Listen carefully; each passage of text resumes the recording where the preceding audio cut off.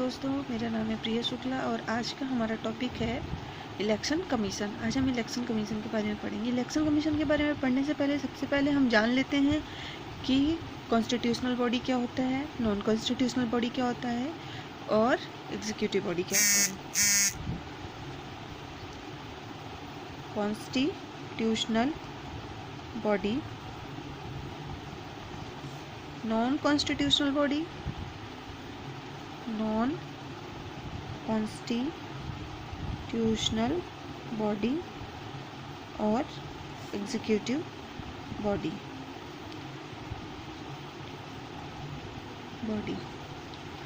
तो constitutional body क्या होता है? कॉन्स्टिट्यूशनल बॉडी का मतलब होता है वो लॉ जो हमारा बनाया गया है, किसके थ्रू? लोकसभा, राज्यसभा और प्रेसिडेंट जब उस पर साइन कर देता है और जो बिल पास होके मेरा लॉ बनता है, वो हमारा कॉन्स्टिट्यूशनल बॉडी के अंतर्गत आता है। कॉन्स्टिट्यूशनल बॉडी का एग्जांपल है जैसे अपना इलेक्शन कमीशन। हमारा जो इलेक्शन कमीशन जो अभी हमारा टॉपिक है ना, वो हमारा कॉन्स्टिट्यूशनल बॉडी के अंदर आता है।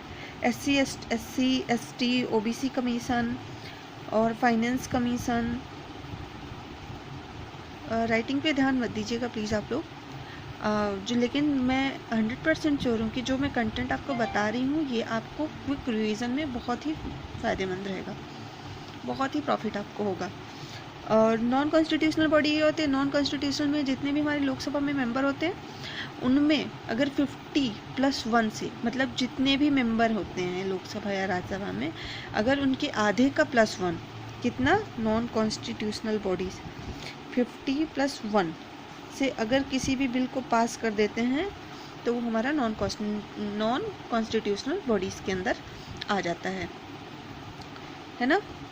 और बात करते हैं एग्जीक्यूटिव बॉडी की। तो एग्जीक्यूटिव बॉडी में जो हमारे प्राइम मिनिस्टर होते हैं, और लोकसभा के अंदर जब प्राइम मिनिस्टर होते हैं, फाइनेंस मिनिस्टर होते हैं, होम मिनिस्टर होते हैं, ये लोग जो अपने से कोई भी एक लॉ मिल के डिस्कशन करके बनाते हैं, तो वो हमारा क्या हो जाता है, एग्जीक्यूटिव बॉडी के अंतर्गत आ जाता है।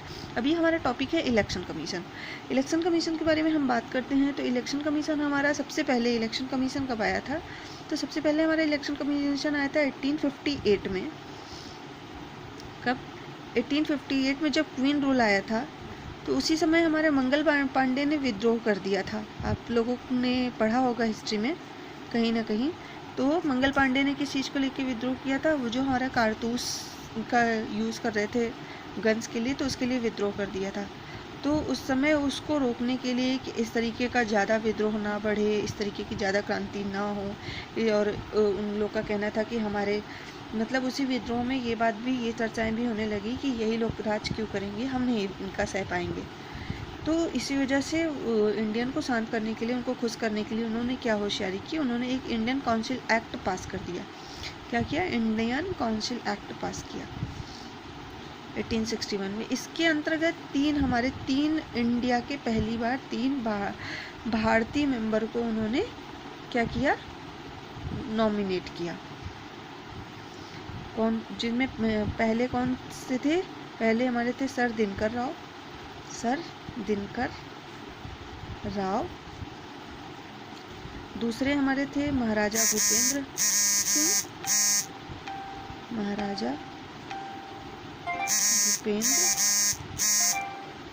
सिंह। और तीसरे हमारे बनारस के राजा थे, बनारस के राजा। ये इन तीनों को सबसे पहले क्या किया गया, इंडियन काउंसिल एक्ट में इसके थ्रू इन्होंने इनको इलेक्ट कर लिए। और इन्हें इलेक्ट कौन करता था? इन्हें इलेक्ट करता था इंडिया के वायसराय। इंडिया के वायसराय कौन हुआ करते थे ब्रिटिशर्स टाइम में? वो जो ब्रिटिशर्स के खुद ही गुलाम थे। तो मतलब इनको ये वही कर सकते हैं। अब जो वायसराय का कहना होगा, इन्हें इलेक्ट तो कर लिया गया था, लेकिन इनके हाथ में पावर क्या थी? कोई पावर नहीं थी। बट कुछ खुद का डिसीजन कहाँ ले सकते हैं? जब इन्हें इनके अंतर्गत आते हैं, ये वायसराय के अंडर में आते हैं, तो इनका खुद का कहाँ कुछ रोल रह गया। फिर एक हमारा 1885 में हमारा क्या हुआ, गठन, सरकार का गठन बना। आप लोग को दिख रहा है। 1885 में इंडियन नेशनल कांग्रेस बनी। इंडियन नेशनल कांग्रेस 1885 में बनी। अब इनका कहना था कि जो आप लोग इलेक्ट करके रखे हो, जो आप लोग हमारे सिर्फ नाम के इंडियन के रखे हो, सर दिनकर राव महाराजा भूपेंद्र को इंडियन काउंसिल एक्ट के तहत, हमें इलेक्ट नहीं चाहिए, हमें नॉमिनेट करो, मतलब कि अब हमें इलेक्ट करो। हमें ऐसा नहीं कि हम कोई आके मेरे को चुन लिया और हम उनके अकॉर्डिंग काम करें, ऐसा नहीं चलेगा। अब इलेक्शन होगा, इलेक्ट करो, हमें इलेक्शन चाहिए, ये लोगों का कहना था। ठीक है, तो हम आगे बढ़ते हैं और फिर क्या बताते हैं। तब 1892 में, कब 1892 में हमारा क्या हुआ कि इसमें इलेक्ट करने का प्रोसेस आया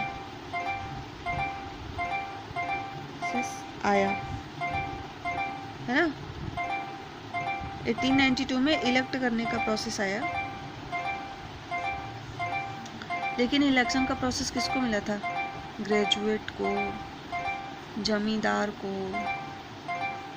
मीन्स जो थोड़ा सा हायर लेवल के थे उन्हीं को, सबको नहीं कि हर कोई, किसी जैसे आज के समय में हर किसी के पास राइट है वोटिंग का, उस टाइम पे नहीं था।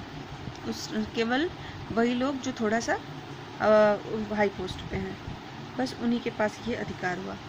फिर 1909 में आया Morley Minto reform. Morley Minto reform कब आया? 1909 में आया मॉर्ले मिंटो रिफॉर्म। मॉर्ले क्या थे? मॉर्ले थे सेक्रेटरी उस समय के, और मिंटो क्या थे? वायसरॉय, है ना। तो इनके हिसाब से क्या हुआ था, इन्होंने 60 सीट निकाली, जिसमें से 16 सीट किसके लिए? मुस्लिम्स के लिए। मॉर्ले मिंटो रिफॉर्म में क्या हुआ कि इन्होंने 60 सीट्स निकाली, जिसमें से 16 सीट्स किसके लिए थी? मुस्लिम के लिए रिजर्व कर दी कि 16 सीट मुस्लिम के लिए ही होगी। ठीक, उसके बाद फिर 1919 में क्या आया? Morley Minto reform. क्या आया? मॉर्ले मिंटो तो हो गया, sorry, Montagu Chelmsford report. Montagu Chelmsford. अब ये क्या थे? मॉन्टेग्यू क्या थे? ये सेक्रेटरी थे उस टाइम के। ये दोनों ने मिलकर रिपोर्ट तैयार की थी। रिपोर्ट, ये क्या थे? वायसराय थे। अब इन्होंने क्या किया, एक सेकंड, ये ऑर्डर आया है, थोड़ा सा मैं इसको रख लेती हूँ। हाँ, तो फिर क्या, हाँ, सेक्रेटरी थे, और ये मॉन्टेग्यू हमारे क्या थे? सेक्रेटरी थे, 1919 में निकाले थे, और चैम्सफोर्ड क्या थे? वायसराय थे। और इन्होंने जो निकाला, इन्होंने क्या बता दिया कि किसके लिए, किसको रिजर्वेशन दिया? इन्होंने दिया सिख को रिजर्वेशन दिया, सिख को रिजर्वेशन दिया, यूरोपियन को रिजर्वेशन दिया, यूरोपियन को रिजर्वेशन दिया, और एंग्लो इंडियन को रिजर्वेशन दिया। एंग्लो इंडियन को मतलब कि फादर यूरोप का तो मदर इंडिया की, या मदर इंडिया की तो फादर यूरोप का, उन्हें बोलते हैं एंग्लो इंडियंस। और इंडिया के जो क्रिश्चियन थे, इंडियन क्रिश्चियन मतलब कि जो पहले हिंदू थे लेकिन बाद में क्रिश्चियन में कन्वर्ट हो गए थे, उनको दिया। वोमेन को भी दिया, लेकिन वोमेन को वोटिंग का राइट दिया, केवल वोटिंग का। इनको कोई रिजर्वेशन नहीं, इनको कोई सीट नहीं दी गई कि आप ये बैठेंगी या आप कोई को किसी चीज़ के लिए इलेक्ट किया जाएगा। न सिर्फ वोमेन को वोटिंग के लिए राइट दिया था। किसमें? मॉन्टेग्यू चेम्सफोर्ड रिपोर्ट में। कब आई थी? 1919 में आई थी। उसके बाद फिर हमारा आता है 1935 में एक रिपोर्ट आई। उस रिपोर्ट के अकॉर्डिंग आगे नेक्स्ट पेज में लिखना ही पड़ेगा, नो ऑप्शन, एक सेकेंड। देखिए आप लोग, भले मेरा हिल रहा है कैमरा थोड़ा सा, आप लोग को दिक्कत जा रही है, बट आई एम श्योर ये कंटेंट आपको बहुत यूज़फुल रहेगा और बहुत ही क्विक रिवीजन, ज़्यादा टाइम नहीं लेंगे हम इसमें, और हम आपको एक अच्छा इम्पोर्टेंट कंटेंट दे रहे हैं।